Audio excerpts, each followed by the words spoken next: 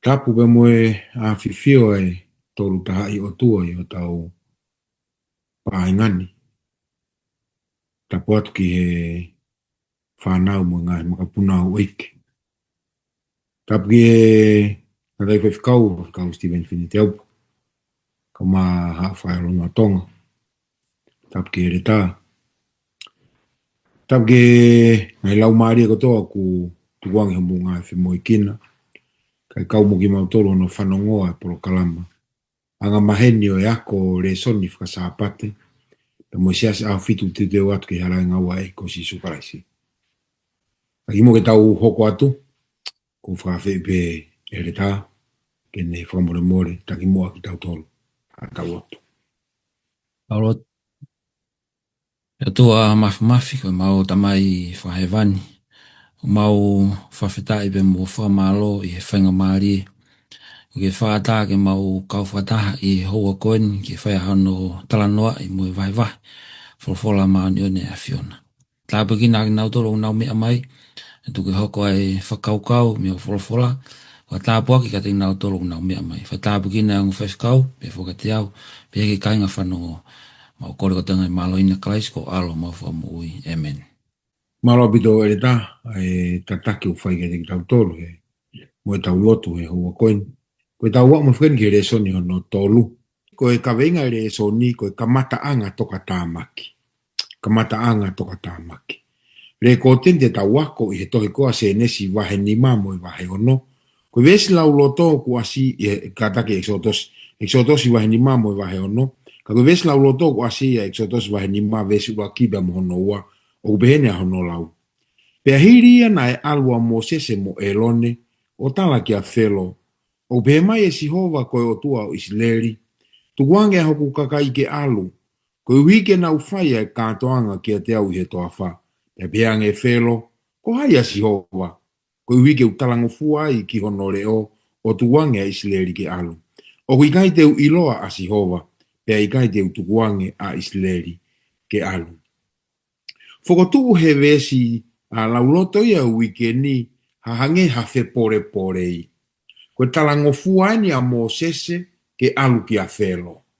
Ka bau i ki whakafoke tau whakaukau ki he wike kua osi, na osi lawe e mo sese ki he otua, o kou mana wasi au he alu he kake whanongo a whelo e ka te au. Ka koe hanga he otua o whakamahino, pia koe ko tari e mo sese e talango fua o alu. Koe meni ku hangene a fe pore pore i. Fe hui lewa e whelo ia, he kohai a sihova. O kake u iloa wa sihova. Na e tari he wike kua osi, he resone wike osi, ono eke o e mosese ke o tua. Ka pau e eke mai kohai koe, te u talang kohai. Talang e sihova. Ko Yahweh au, ko o tua mafi. Ko o tua whakamoui, o ko toka i mana. O ku whihui koe ni, ko meni ko mahu inga ia te tau e hokot ke, tau talanoa koe he wike ni. Ono a koe ki tau tolu he tokoni e ongo, aga kau mo e re tā, he whakakoloa aki tau tolu e wahe koe e whai koe i he wikeni. Ko ia kamata e tau wahe he aho Sunday, ko hai ai eiki. La ingoa whamuri more, ko hai ai eiki. Tā noa mai ange ki he tari a whelo, ki he whekau mea si hova, ke tukuange aho no kakai, te mo re soni u tau wako ai. Ko vesi ko whate whito e whakau kua ko ni ko vesi lau to ai o si na e lau mai he whekau pa heke ki te lau atu ia. Wangai mea koe ko whaikai whakatala noa ai palani koe ai o tua ki a mo sese ke alo mai e whanau a Isleri me ispite. Pe utau elo tawe palani koe ni na e kamata pe ia mi hono whanau i a mo sese a hanga o tua o lehi whakahao fi holo ko inga koe palani maho inga koe ni. Pea koe ea mo ke vahe tolu vesi ongo fulu, koe talango fuene a Moses ke alo fai e palani mo fotu utu koe, pe koe misiona koe a Sihova ke he whanau a Israeli. Exodus vahe tolu vesi ongo fulu pe. Pea koe ni ke hau, pea te o whekau koe ke a whelo, koe hike ke omi hau kakai koe whanau a Israeli me ispite. Sai, ki mua ke ulawe ki he whehui te ki fokisi ki mua, ke he tawako ki mua ka mata mai be vahe urake o Exodosi, ke mahino e whakakau koni. Tai mi koe na e hola i koa Moses e koe me isipite, e mea koe na ne whaengo mulawe e tala noa, Nai hola koe nea Mosese ulotonga koe whelo ni koe hono whā i ispite. Pene e ui whakahingoa koe Fat Mose 2, Fat Mose hono ua. I he laine tu i koe ni koe o ispite hono tahavalu. Mumea nei alo Mosese mitiana nofo he tau e whānoa. Bako hiri koe tau e whānoa, wholofola koe nei o tuaga Mosese ke foki ki ispite o mai whānoa Israeli. Nai foki atua koe whelo ni hono nima.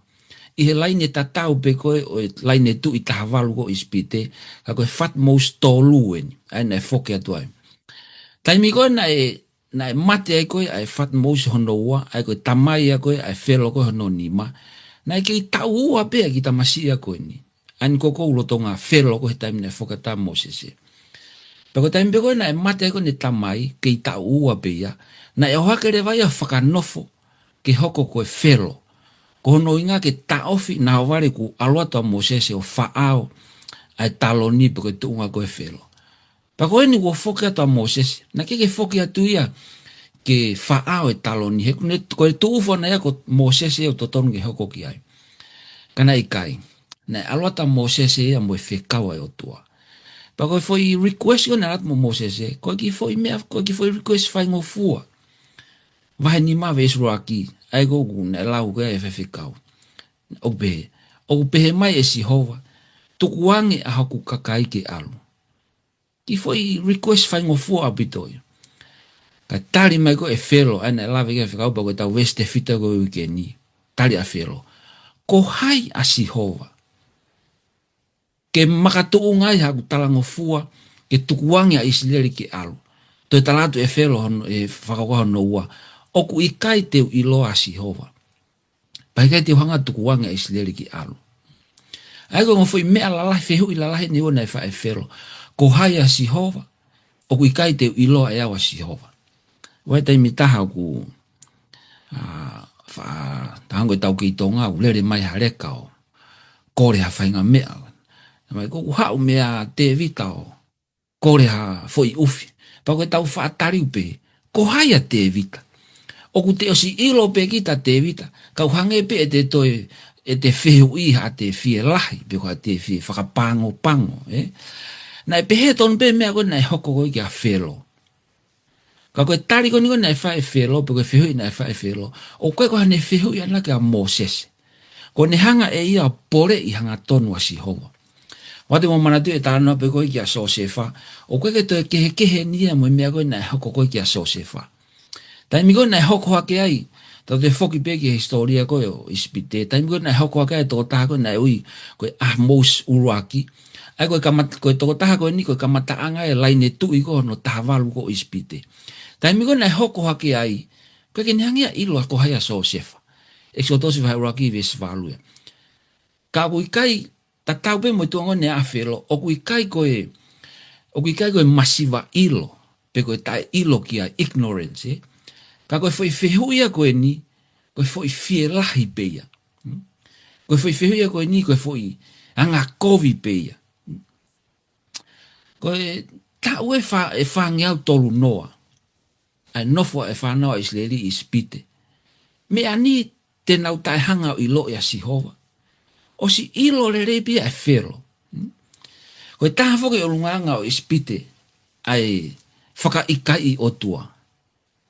Me ena iloa ispite ai kage nau tui ko ia o tua moi. Pena tuku whakaholo mai pe ai whainga mea koe wau mai pe ki he kuongani. Whakaloloma au ia ngai pure anga unau whaka ikai o tua. Kana ai hoko ia ai palopalema koe ni i he taimi koe ai hoko ai koe ai French Revolution o ku whamatala ki ai koe ai whakahawa ai tahataha vesi peampo vesi no walu. Katoa ispite na anau tui ko whelo koe o tua ia i mamani. Pakono huinga ia na e tari pehea ia whelo ke ne hanga o whakamatalai o koe ke teha o tua ia e tui ia ispite ko whelo petaha. He koe pure anga u lotu tampua, lotu hiteni. Kaki mua ke o hanga o koe whehu i whau koe hare soni tau ako pia mehe tari koni kone e whae whero. Koe ki whakaukau whakalahi penia ki he talanoa koe ke tari koe whehu i. Na e hanga e mo sese mo e loni o te mote whai ai fui whekau na ange o tua.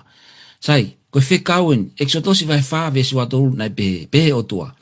Pe ko tala tu kia te koe, tukuangi hok foha ke alu, ko uhiki ne tauhiau. To serve me. Tai ko na alu ko mo sese ko mo eloni. Ko men ko na tala ko ka felo. Wa ni ma ve suraki. O pe mai e Jehova ko o tua o Isileri. Tukuangi hok kakai ke alu, ko uhiki na ufai ai ka toanga kia te au i he toafa. Ko le soni ko tawako pe me he whakakaukau ko ni. Oua na whaiwhai hataimi ku tauhanga to ekei ai mafio Jehova. Ta tau e pepo ke hatu unga te tau au ki ai. Pe te tau whainga tā ia, pe te tau koloa ia, pe mauha mea ha tau ni ma. Oua pe na hataimi tau ekei ko haya Jehova. Oua te tau toi whakalahi, pe te tau toi whakasisi, ai wholofola hanga tonu a Jehova. Oua na tau fie lahi, oua na tau fie poto, oua na tau honga manuki, ai whekau pa me o tua. He koe kātoa ngai mea koe ni, e kau kovi pia ka ki tau tō. E toi foki mai pia ki a au, ka pāti hanga whakahoko ngai mea. Pea hoko hoko te tala noa ki he paloparema koe ni, na e tofanga i a whero, pea mo ispite kātoa.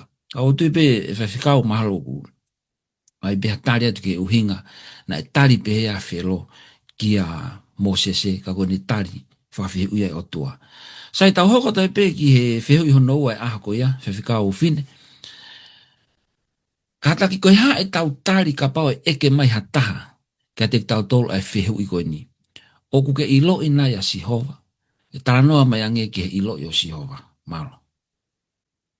Malo bito ereta ai whehu i. Pero tui koe whehu i mahu i ngai nia ke tari whawhoi tui pe, e taha kotoa pe ai whehu i koe ni.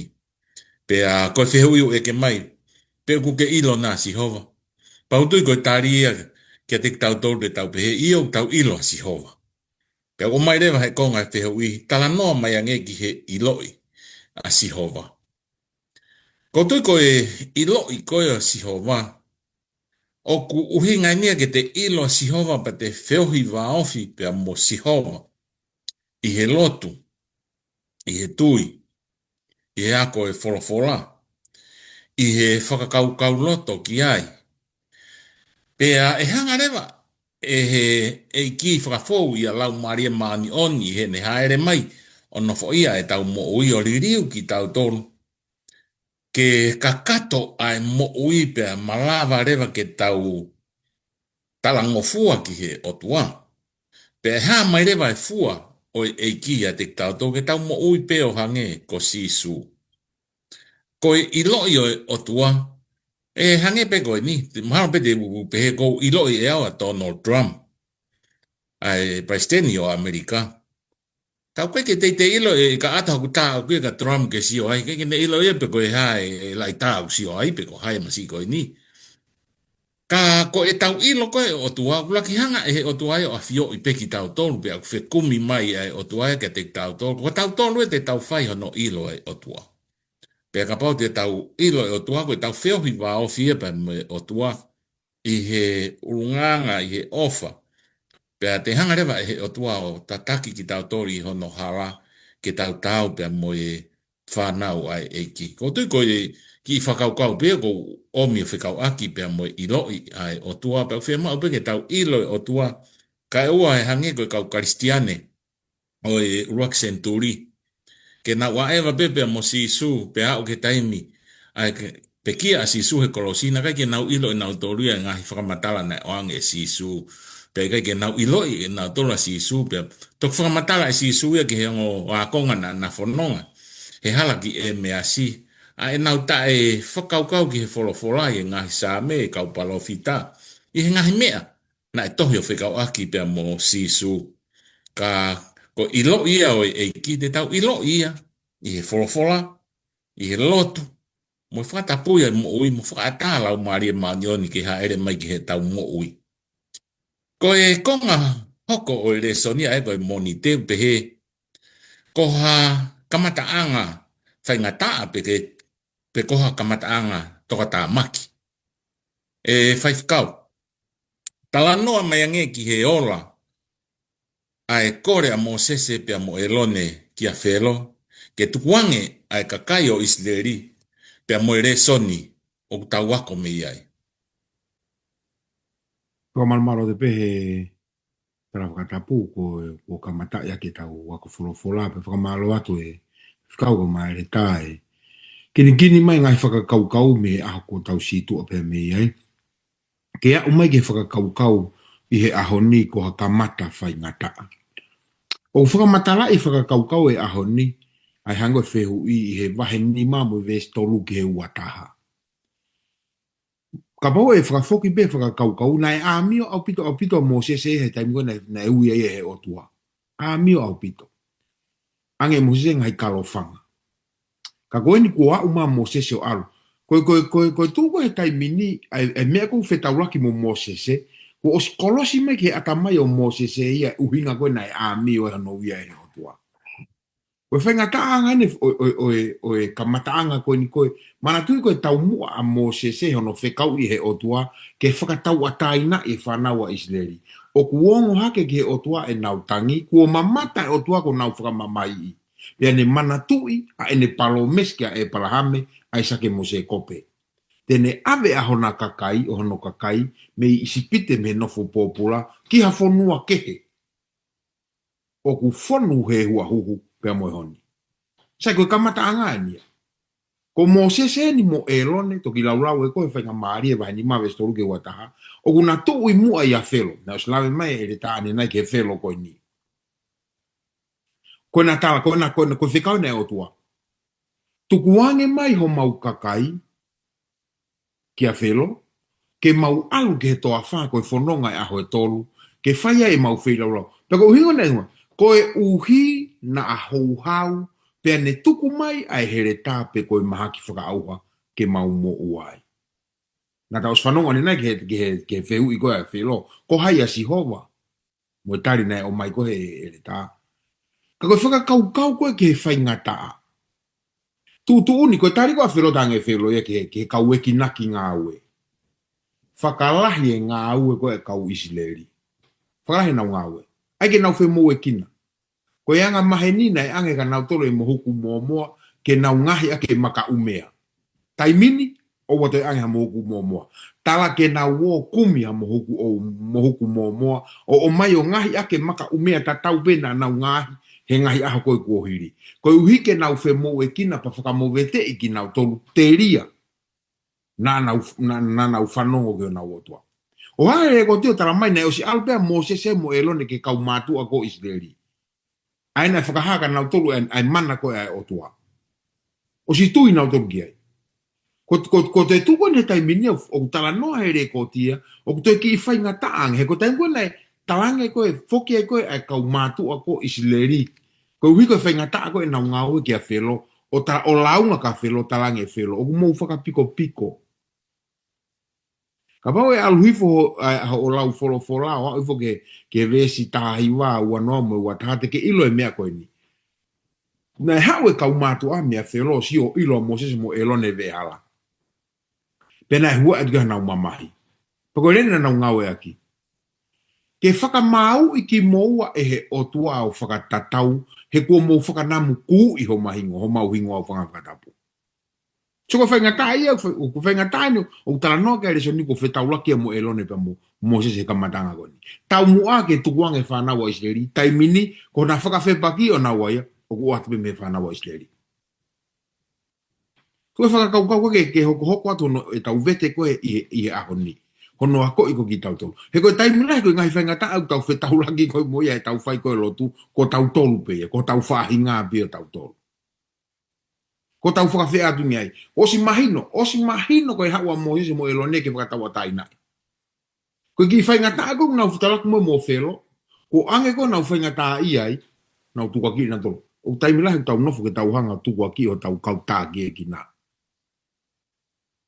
O ku makatu unga e tau whainga taa ia ko tau kau tāki e ki nā. Ko utuko whakakaukau e o mai he konga koe nika te ki tau tolo. Ai mea koe na e whainga taa koe ki a Mosese mo elone, he koe kau Isileri pe e nia. Una te whakawhehu i ki naua, i he tu unga koe hona whekau. Ake ko e hoko te pe tau le soni e le tā. Ki he whakakaukau e whehu I hono hoko. I tā anoa mai ange ki he whounga to tonu, ke tau ware ai moho tau kautaki, pe kau mui mui I he taimi o ku tau tō kehe ai he whahinga whakakaukau pe whakatūtu. Malo pito whawhikau.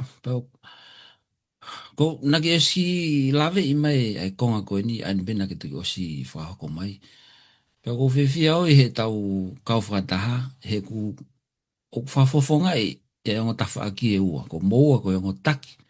Ko au koe mui mui pe koe me mipa. Pe koe mena ke ki lawe mai ki ai o te mawhahanga tuku aki I moua, o e wha tuku aki e kau taki. Koe mea ke manatui he kau mui mui, kei tangata pe taki, koe ko haangelo e taki, kakai kou taki he siasi, pe koe whonua e taimini. Ako whiwhia pe au he whihui, he ngā tau I heni, ke whafofonga e loa e ngota whaaki. O ki ai whoke, ai lea ku whaataka pe he lotu, koe tau o mai koe ke he lotu, koe tau hupe koe he matapā koe o whare lotu, pia tau le vai, a hoto ki tahe matapā. Tau ai a te fie poto tulou, tau ai te fie au nā. Fie mau e ke tau kau koe ke familio e ki, o ku tau tatau e tau mau, pe tau common ground, ke tatau e tau mau. He ka paurewa he ikai, ka tau talanoa I hawhainga mea he lotu ha whakataha pua mea. Ka pau te uki hanga pia wea whata mai ngahi mea koe na aku whakalau atu koe nai na tonu ke tau he matapā huanga o apsiasi. Koe whai koe hawhainga whakataha, te uvili taki pe au ke tu e ku whakaukau. Hei kai pe te tuku lolo au ia. Te whakakaukau pe ko au pe ko poto taha, ko au pe o ko tau kei, ko au na tupu isiasi, na uraki lotu au. Pia ka paureo e whaiwhainga o ke whai ki hoku loto he whakataha kou whai, te holo mui au, te whakamomoko au ke te hao ke lotu. Pa koe mea ku maho inga koe e ku whakaoate whakaoate whai mau e ke tau common ground pe te tau tatau. Koe hape mea koe kaulere ki he ngāwe, koe hape mea koe e fie maari e kia tokolahi, ko ia te tuku lolo ki ai. He koe mea koe te tau tahai, koe mea ia e ola lere ia e ngāwe koe a eiki. Sai, koe kau taki me kau mui mui. Koe mea ne taha ku mahu inga au pito ia whakatou osi ke ngota whaki. O ku mahu inga ke listen, ke whakatou whanongo e ngota whaki. O ku mahu inga ke mo whanongo moua koe ngotaki, ki he mea ku atu he kau mui mui. Pa ku whemau ia ke whanongo mau tolu kau mui mui, ki he mea ku o mai e mo tolu kau taki. Pa ku whemau ia ke kapau ka ha mea ha whahinga mea ku whawhetoke ke aki. O ku whemau ia ke malanga I ke mahino ai poini pe mo e uhinga o ku whaia hano tau kawe o I whainga mea ko ia. Sai, te hanga o mai hangahi biblical principle ke poupoi, pe tokoni, ke taimi ko tau whetō ke he aki ai koe I he lotu. Uruaki. Tamai se misi vai uruaki ba mai vese o nima. Ka ai ha moutaha ku masiva I he poto ke kore ia ki otua. Uruaki ia. Kore ha poto pe mehe otua. Ta tau pehe kau taki ke whahano tāge kina ke kau mui mui. Ta tau pehe kau mui mui ke nau maa e poto, pe nau maa e mahino. Hono ua. Loto whakatō ki lalo. Lea whatātāwa he tātaha vesi ua. O ka hoko ai whielahi, o ku hoko whoki ai moe maa. Ka aku I he anga vai vai ai poto. Whema wa bito ai loto whakatō ki lalo pe moe anga vai vai. Kono tolu. E whesowa he whaaba moe vestaha ni maa. Ka e rea aki ai mooni I he ofa. O whema o ke whakahoko ai whakakaukau koe ni pe koe mea o whotutu ke whai ki ai ngā ue pe koe mooni. Ke whakahoko aki ai ofa. O ke whema o ia ke whakahoka ke hawhai ngā ulunganga ita pe ke tai whie auna. Whema o ke whakahoka ke ofa ai pōpuaki. Kono wha, wawe ke whanongo kai whakatuai he ita. Se misi whauraki we stahiwa. Ko ia, ko hau kāinga o wheina. Ke whakawawe e tangata kotoa pe ki he whanongo, pe a whakatuotuai ki he rea o whakatotoka ki he ita. O whema o e ke whakatuotuai ki he rea, whakatotua i ki he ita, kai whi mau ia ke whanongo. Pa kono whaka o sire, kolose wahe tolu, vesta tolu.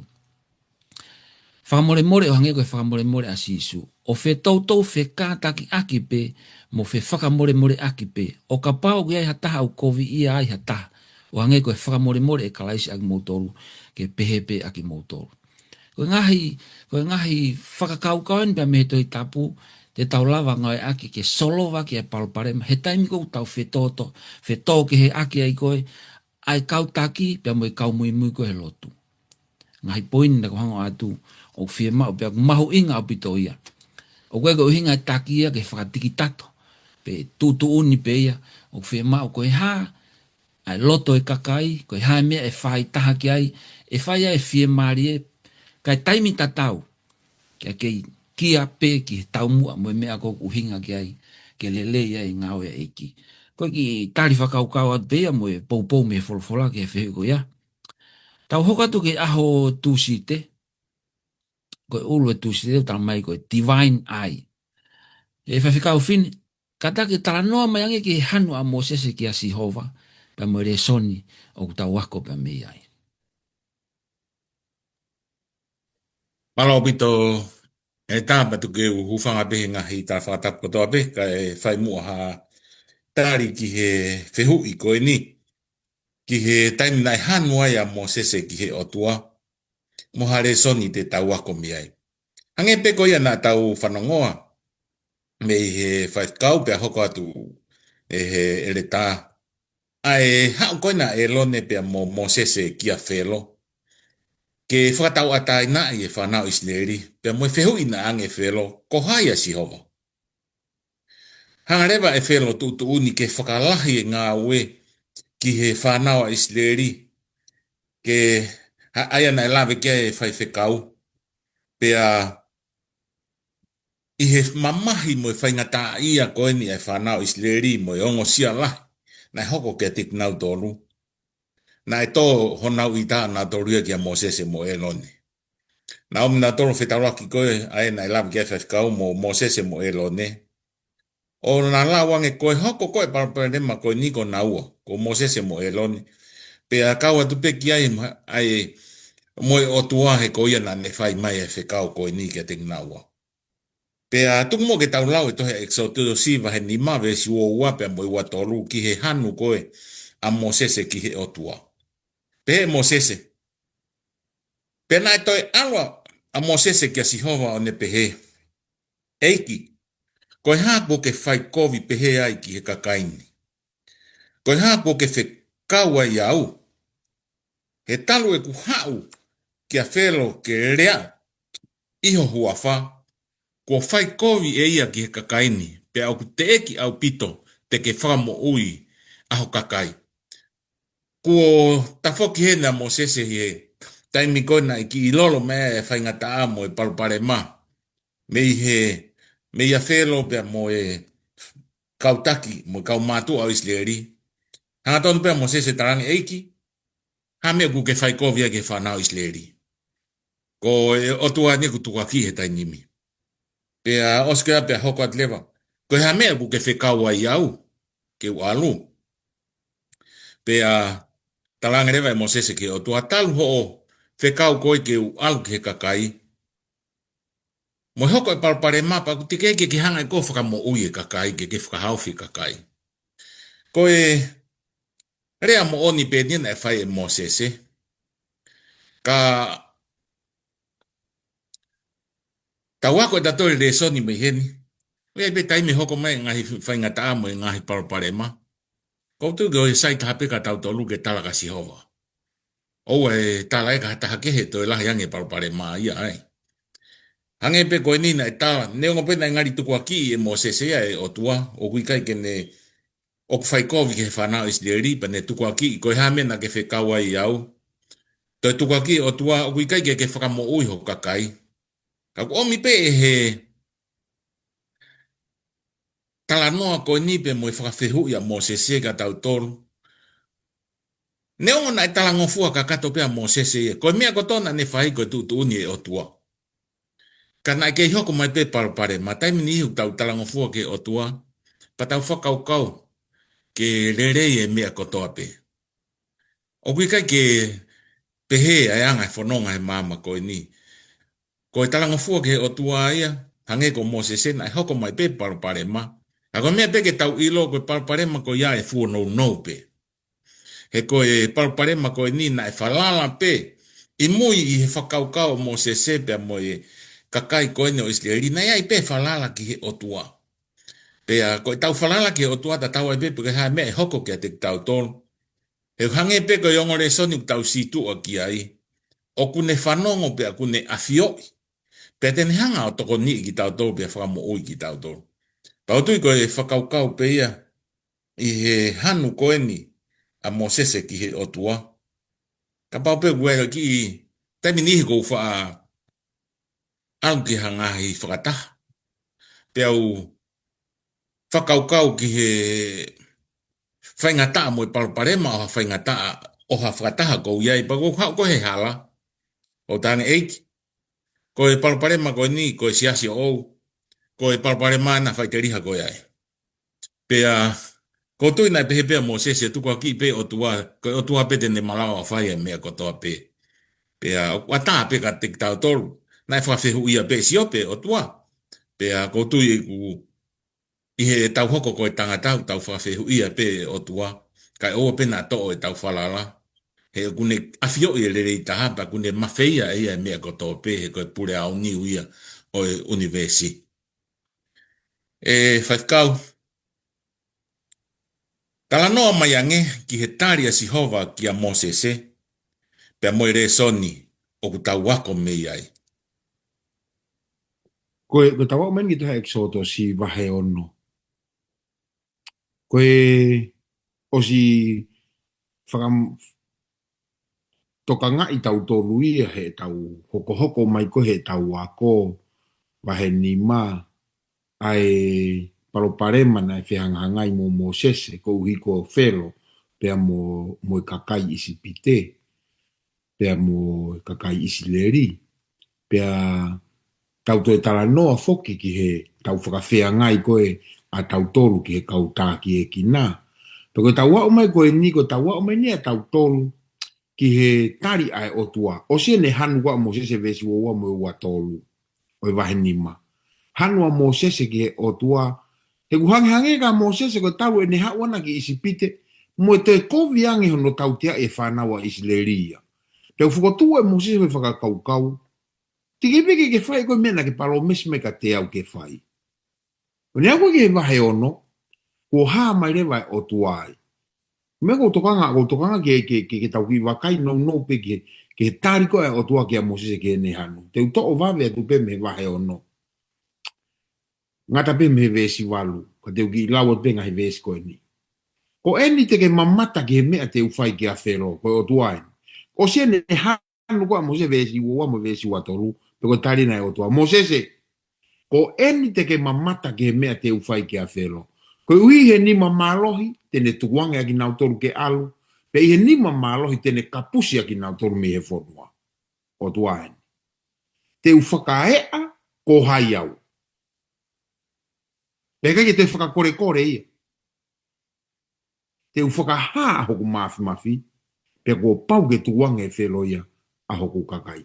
Pe nai whonfola e o tua ke a Mosese o ne peke te ia, ko au ko Sihova, pena whakahau ki ai palahame mo aisaki mo se kope, koe o tua mafi. Ka ko hoku hua wha ko Sihova. Ko Yahweh ne tala noa i koe reso ne wiko si. O tua mafi. O tua whai whakamo ui. O tua kune whakatau atai nai. Ko Yahweh. Koe ko au ne tala noa ke whai whikau nai. Ko au.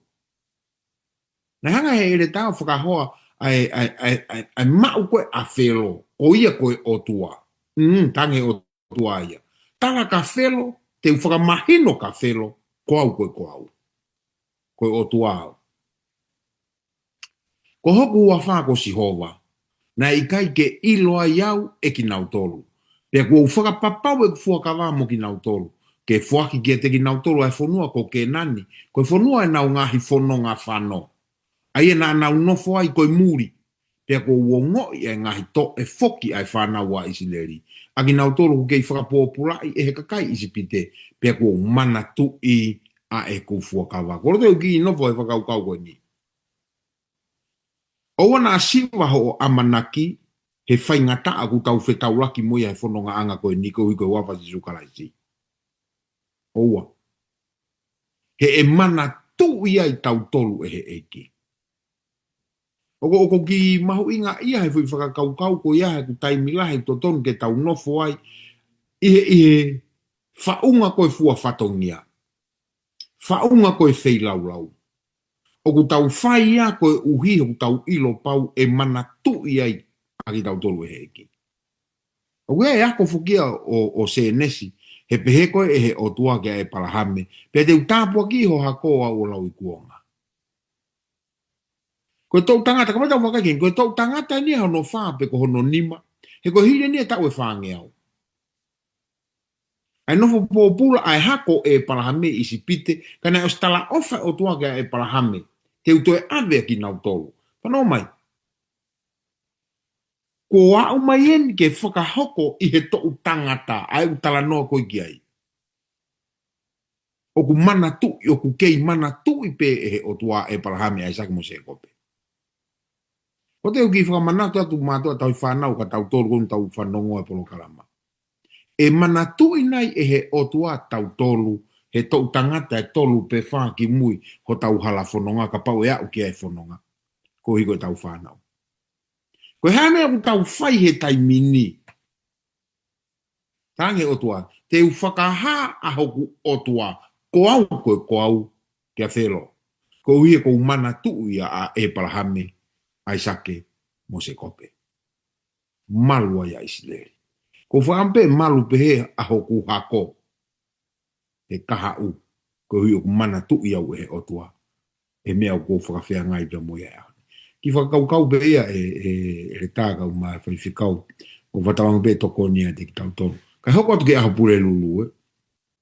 Ko lo ngutu tae kam. E tā tala no mai ange ke tari ai kakai ki a Mosese. I ne whakamatala ke te ki nau tolu ai ngahi tala ofa, mea sihova, te mo le sonu tau ako be mea. Oku mawhana pito he tala noa koe ni. Pea ko whakaukau loto, ko sio loto atu. Kia ki moua ko mo tui e sua Mosese. Ko Mosese ni tu waha, koe otua Mosese pea moe whanawa Israeli. Neongo koe nau whawhea ngai, koe ngā koe mea ko omi otua, kau koe whoke nau sio na toke otua. Ko Mosese ni au whepaki pea moe whaingata. Pa ko tui be, o hanga mena e lavi ke e whewhikau whinen nai, ue be ngahi au sia pehe ia te moa ko ngā koe whatongia o mo koe whafofonga. O tua ki he, ke ka tinga mautoro ki kakai po ke kakai mui mui kauko. Whamawhana pito e talanoa mo e whehui konu o mai, ki he tari ko e kakai ki a Mosese. Te hoko tau he vesi hiwa, o e wahe tatau bena e ia whewhikau wahe ono, vesi hiwa ke vesi tātolu. Pena rea pehe a Mosese ke whanau a Israeli, kāna i kai te nau tokanga ki a Mosese, ko e mea i he mamahi ho lau maari e, mo e mamahi o e nau nofo pōpula. Pea te wholofola a Mosese, a Sihova ki a Mosese o pe, alo rea ki a whelo ko e tuo espite ke ne tuange whanau Israeli, ke alu mi hono whonua. Pea ko tare na Mosese, o kuhinga koe ulu koe o e aha koe ni. Talanga Mosese ki a Sihova. Ala toa o tala ho whekau, he keke nau tokanga mai whanau Israeli ki a te au. Pea whewhe ai, alu toi alu ki a whelo, koe lo ngutu tae kamu au. Ego talanga Mosese, o tua. Ka pau koe whanau Israeli koe ke nau tokanga mai ka te au, whewhe a whelo koe tui. Tene pehe mai koe hae i lai vewe ko au whangai whatapu. Koe hae anga hala ko au, koe ke haku tuunga maolunga i taha, pe ko hatu i au. Pe koe o tua au. Vesi taha tolu pe, ne wholofola sewa kia Mosese pe mo elone. O ne tuku kia tiki naua e whekau ke whanau Israeli. Pe kia whelo koe tui o ispite ke omi a whanau a Israeli me whonua ko ispite. Sai, os whakahoko koto he o tua kia Mosese. ai ngahi palo mesina e whamatala mai ke whiwhikau, mo e mea ku amana ke ne hanga whakahoko. Pena to tonu ke loto lahi a Moses, kana e ikai. Ko e hahano uhinga, na e tupunga me whakawhiangai ai kakai, pe am kawai pe mo whero ai, ko no uhinga ia, ne hange koko ki loto si a Moses, pe ki tafoki, aluholo mui a Moses.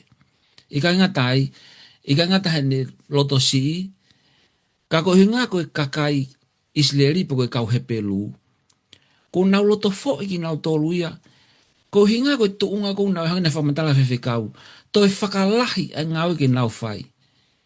To e aia ke to e whai ngata ange, ai mea ke whai ke ngau e ka keiwhi mau pe ke mau pe o la tatau. Nau whai ngata ia nau tolu ia pe nau mamahi. Pea koe ke nau to e whanau na toki a Moses, mo e ngahi rea whapapau e tua te ne whai e palomes mo ia. Nau whiu na ko hono uhinga ange nau tari, whiu na tolu he tatari. Te kiai pe e whakahoko whakakoe palomes ko na Moses. Pako tui u tau pehe pe tau whanonga. O kiai pe taimi, o tau loto foi. I he taimi o ku tuai ke whakahoko mai hataha palomes ki a kita. Pea wao peni he kaulotu, fo i pehe tatari, holo mui. Tana mahe tohi ka ua pita wahe tolu pe mo vese no hiwa. O wika ki whakatua tuai e ki ke ne tala o whahango e lawa ni ke whakatua tuai. Ka aku kātaki wholoa, o i kai whinangalo ke auha hatoko taha. Nei awhio i pehe o tuai, o te kia ke taimi ke ave ai ne kakai pia me ispite. O kua e uhinga ne hanga tau toloi. O awhio he o tua e taimi to ton ke whakahoko ai e mea to ton i he wheitu to ton. A wai taimi lahe kuhanga e palpare ma. Hange bego i nae whanau a Israeli e nau nofu pupula. O furihi e tau whakakaukau mo e tau whakawhiangai ki o tua. O hinga ko e kontisi ni kou tau iai. Tau ki i tatari be. Tatari whaakataki he koe ki tahonga to ilo e whinangalo o tua. Koe mea maho inga ke tau mateu teu ki tau tolu, ke tau whehanghangai mo i whaingata, he taimi u tau ngāwe mai o tua. He ai ngahi ngahau ve vela ia e te volo, he ai ngahi ngahau ia setani, teni hanga whana ia ki tau tolu. Tatau te fito, kaki mo tolu e kautaki. Kau whe mao be hango e lave e whewhikau, ko mo lave nai, tau tala bega si hoa, hanga bega si hoa. Ko ki tau tolu e kau whafofonga, ko ki tau tolu e kau tala mea ngāwe pe. Awa na hoko nga ngahau vela ki tau holo mui pe tau loto si iai. Ka hoko atu he whikau whine. Ko hana i hao whare i ka teki nau tolo o nau ongo i a ngahi whaingata o i whanonga anga. Pea tau te whitu ki taimi o nau ongo i a o i kai tokanga i kina ki nau tolo. E si hoa, ki lave mai ki ai, maro. Maro pito re tā. O tui koe mea mahu i ngai ni ka te tau tole whanonga u tau whai e māma koe ni. Pea ka pau pe u tau ongo i o ku whaingata ai whanonga anga. Pea ngari kia te tau tolu o ku ikai ke toka ngai kina ki tau tolu. E si hova. Whia mau pe ke tau ilo o ku a whio i pe e si hova e mea kotoa pe. Pea tene toko ni i eia ki tau tolu. Ko tau whatangia ke tau whalala pe kia te ia. I he taimi kotoa pe. O wikei tala ofa mai e o tua ia. E le rei e mea kotoa pe i e whanonga anga. Ka kune tala ofa mai ka te tau tolu. Teu ia teki mou tolu mawai pe. Pea nai tohi kia e tangata tohi sā me. Tala mai taimi te tau fōwai i he tere a. Oa te tau manawa he ku ia te tau tolu a si hova. I he tohia exoto siva he o noves fitu o whakamanatu mai peke te tau tolu. Pea teu mau aki mō tolu kia te au ko hoku kakai. Pea teu ia teki mō tolu ko ho mō o tua. Pea te mō ilo ko au ko si hova ko ho mō o tua. O ko omi aki mō tolu ki tua me he ngahi kawenga ai kakai ispite. O mai pe e he resoni ko e nipe me he tohi exoto sina e folofola pea si hova. Ko ia ko nau o tua, ko nau tolu, ko ene kakai. Pea tene hanga omi ki nau tolu, me he whanua, ko ispite. E toha Isaia vahe whātaha vestaha tolu, pe e parofitahe ko au ko si hova, ko ho tua, teu puke honi mato o matau, o pehe kia te koe oua e manawa he te tokoniko. O ku whamataa pea e ngahi vesi koe ni ke whamanatu kia te tautor koe o tua o ku ne wholofolo mai. O ku ne ia te tautor te ne puke ho tau ni ma bet oua te tau manawa he. Ia toha mati uwa he ua walu vesi wanoa koe whamataa lain kia no o atu e o ngongole reiki mamani. Na e tala ofa e si su pet wakai te uia te kumoutolu ma ua i peo au ke ngata anga o mamani. Amen. Koe whalatotoa ke te tautolu neongo pea e whai ngata ape mo i palo pare ma. O na whaiwhaiange ku to'o e tau whalalaki he o tua tau piki tai ke te ia. E koe mo ui tai ngata ape mo i mo ui e mau pe ia te ia. Amen. Koe konga whaka osi. Ai tau le soni ku pehe e ka veinga e koe ni hange koe otua kia whero. Hange koe otua kia whero. Whaifkau, katak tala noa mai ange ki whekau a Sihova a Mosese ke alu o rea kia whero neongo ko ia na ikai fie alu a Mosese ia kia whero mo i re soni o tau wako mei ai. Maro pito e whekau ba maro lahi mua e. Ai tā ki kina mai ki tau tolo tau au mai ki a whaka ose tau re soni. Kono whakakoloa ai ni ki tau tolo he ako anga koe ni he whakakaukau koe a aku. O mai e he o tua e whekau, pane te o mai pe ia mo mea ke whai a ke whekau. Ka pana ia ha mea ngā ua na e whemau he o tua mea Mosese, koe i ope, koe mea pena e whemau he o tua. Koe toenga kātoa koe u mea koe ke whakako e Mosese, o steu teu pe he o tua. Hange koe ni. Roto fo i whaka Mosese taimini. Koe tau potu taha e ni, o koe ke toi ke he ni, tau whakatata pe u whanga whakatapu. Tau whakatata pe ni. Koe toi ke he ni tange o toka Mosese, te ke hoko koe o tua ki a whelo. Mana tui, koe whakakaukau koe a whelo, koe o tua ia. Te atahe te marunga ai. Ka tange he o tua ia ki a Mosese, te u ai e au koe, ki ke toi marunga koe i a whelo. Ka pau te ke iyo. Ma he fitu ene toi eksoto si tau lau koe ai. I whanau pe au toa benga he whakaukau koe ni. Pena wholofola si hova ke Mosese, wakai ko ngao i koe ke hange koe o tua ki a whelo. Hange beni hape mai a tupo uono. Alu koe o hange ko tupo uono. Ufanga whatapu. Koe whahinga ma o lunga, whahinga ma whai e wia Mosese tai mini. Taka ke ngata pe ai, te tarange pe o tua, Mosese, neongo te uai koe ke hoko o hange koe o tua ki a whelo, pea ko elone ko ta o kete, ko ho whakafofo ngā ia. Mora tai milahi tau a mea no whai ngā ua e o tua. Tika heke ke tau wau sia ta tolo e le rei ko tu tongi tau wau sia ka paka ke tau tari io ke tau sio ke mea utoka teo e o tua ma tau tolo. Ko noho whakakaukau ke uhinga koe no tau tolo i pehea i he o tua e nea umai ki isileri he taimi koe ni. Whamatala he wahe fitu ko tau walu tolua e lone kai tau walu noa Mosese. Ka pona na tau mana tu e ulaki hau koe a Mosese o whawhike tau lako ka whelo, ko mene tange o tua ka Mosese. Alo tala ki a whelo, tukuange a hoku ulaki fohako isileri. Tukuange hoku ulaki foha a isileri, hoku foha lahi. He kai ke tukuange, te ufaka au hao foha lahi. Alu peni ke au ke tu unga ko ia.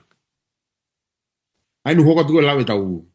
Pea te ufaka whewheka e loto o whelo, pea te ufaka lahi e ku mana mo e ku mea whakaofo i he whonua ko isipite. Whenga e o tua ke whakamahino ke a Mosese e whakahoko mea koe nani tarango e whakahoko. Totonu ke hoko ia ka tau tolu koe ni kui e he o tua ko hapare tua. Ke ngau e ko kui tau tolu ki ai. Tā he whainga filosofia o tunge tau tohi e tau tolu he whakahoko whatongia. Ke tau tato mo foki me whainga mea taimu tau ngau e mo o tua. O kai ke ngata pe ne o mai ke te ki tau tolu e mawhai ke tau whakahoko ke ngau e ko ia. Ka une te whai ho tau malui. Pa tene whakaola mo whakalawa. Ai mea ko une whikawa te tau toro ke tau whai. Ihe ene whina ngalo re rei peana. Whakau io. Rita. Toki whakakato mai aho. Whaketara noa mai ange ke whakawhiwheka e whelo hono loto te mono mahu inga i he tara noa e soto. Malo pito whawhikau. Pea te uki tari nou at pe wawe pea tau tuke whawhikau whini ke ni whamaapo opo. Mo whaosi me e tau ako. Kau ku whamawhana pito e tala noa ko eni ki he Mosese pe mo e whanawa Israeli. Naka si lawe mai, naka si lau mai whawhikau e tohi koe a Exodosi wahe fitu pe mo e vesi hono tolu. Ki he whawhewheka koe loto whelo. Ka te ulawa ta Exodosi wahe wha vesi wataha. O ko mai be whakakau tatau ai. Pena i wholofola si hoa ke Moses, o ka ke ka alu ke te hoko ki ispite wakai ke whai e ngai. Manani ko toa pe i he a o whelo, aia ko ai ki honi ma. Ka teu whawhewheka honoloto, pea i kai tene tuku ai kakai ke alu. Te repeat mai pe mea kahe ves tolu na lai whikau, te whakawhewheka ai loto o whelo, pa te whakalahi e ku mana. Koe tahani koe ngahi uhinga koe, na keke whakahoko, hanga tonu pe taimi koe na ata mo se ai palomese ai otua. Whatonga e vesi, koe otua na ni hanga whakawhewheka ai loto whelo. O se ne talanga mo se ke alo tala, ki a whelo ke tukuange mai whanau Israeli, te taranga pe tua, te uhanga whakawhewheka ai loto whelo. Pea koe whehui, koe hahono uhinga. Tari o mai be vesi nima. O pehe, pea hoko o ilo he kaka ispite, ko au ko si hova. O kau ka mawhawa tohu ni maki ispite o omi ki tua a ai whanau a Israeli mea teki nau tolu. O whaho ata mai he vesi mwe whakaukau koe ni, ai mālohi pa mwe pure whakarewelewa koe o tua. Pako mai fo i mea lala he tolu.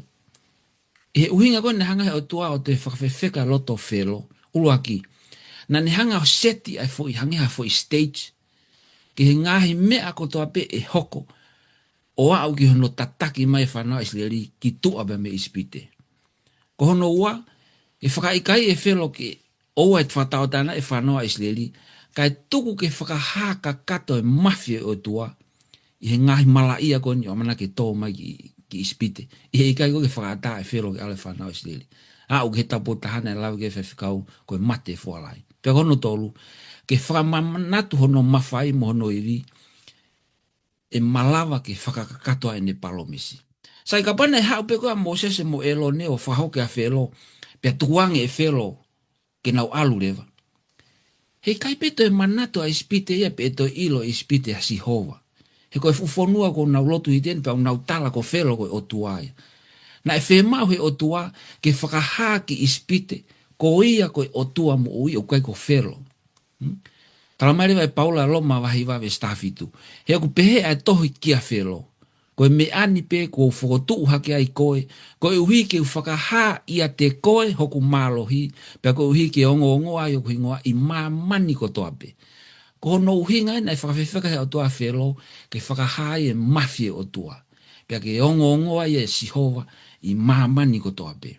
Te whaosa ka rea whatata wahe watahawe suraki. O kui he nima o Sihova ai loto o e tui. O hange koe vai o ngahi vai tafe. He o ne whakatafoki a ki ia, ko e ne whai te liha pea ana. Ka koe uhinga, na ne hanga tau toloi, ka tuke whakahaho no mafi, ke ilo i spiti. Pea ke ilo e whanua, hi teni lotampua ko ni, o kai teha o tua mui, ka koe Sihova pe. Hewhikau, ka take o whamabopo mai pa ke lotu whaosi mai pe. Malo. Malo, ele tā, malo whekau. Ko e mea mahuinga utau ako kia i le soni. I he ngahi poupou muhanga omi whekau aki. Pea mo le soni wikeni, ka kou toi omi pea e whakaukau ko ni. Neongo pena e hoko e ngahi whaingata amo e ngahi parpare ma. Ki he whanau a Israeli ki he kakaya e eiki. Ka e whakahoko pe o tuaia e ne tala o wha. Whalala peki ai, he ko e lerei taha pea. E mau he tau whalala ki he o tua. Ke tau lotu. O tua mafi, mau whamalo i he popoa ki uke omi ki a te mautolu he a koe ni. tuku e mua ke hoko i ngahi wholofola ko toa be, mau whanongoa, mau wako ki ai, ke ne toha ki ai be mau moui ke mau wofian ki a te koe. Ia sisu ko aloka ko mau wha moui. Amen. E meni maro au pito ho mo mea mai ke tau programa ako wholofola.